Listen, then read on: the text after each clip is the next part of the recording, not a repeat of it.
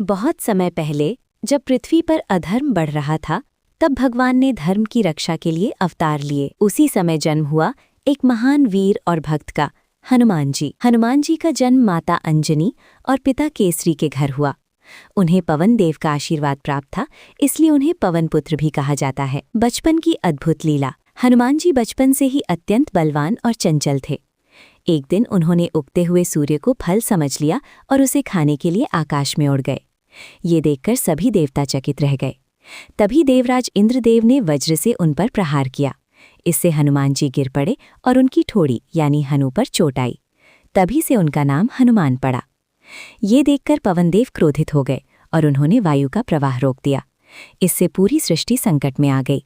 तब सभी देवताओं ने आकर हनुमान जी को अनेक वरदान दिए, असीम शक्ति, बुद्धि और अमरता का आशीर्वाद। शक्ति का विस्मरण और पुनः स्मरण। बाल्यकाल में अत्यधिक शरारतों के कारण ऋषियों ने हनुमान जी को शाप दिया कि वे अपनी शक्ति को भूल जाएंगे जब तक कोई उन्हें याद न दिलाए। समय बीता और जब भगवान राम अपनी पत्नी सीता जी की खोज में वन भटक रहे थे, तब उनकी मुलाकात हनुमान जी से हुई। हनुमान जी ने पहली बार भगवान राम को देखा और तुरंत उनके चरणों में गिर पड़े। उन्हें पहचान लिया कि यही उनके आराध्य हैं। समुद्र लांघने की लीला। जब सीता माता को रावण लंका ले गया, तब उन्हें खोजने के लिए वानर सेना को भेजा गया। समुद्र के किनारे सभी सोच में पड़ गए कि इसे कैसे पार किया जाए। तभी जामवंत जी ने हनुमान जी को उनकी शक्ति याद दिलाई। हनुमान जी ने जय श्री राम का नाम लिया और एक ही छलांग में समुद्र पार कर लिया। लंका पहुंचकर हनुमान जी ने सीता माता को अशोक वाटिका में पाया और उन्हें राम जी की अंगूठी दी। रावण के सैनिकों ने उन्हें पकड़ लिया और उनकी पूंछ में आग लगा दी।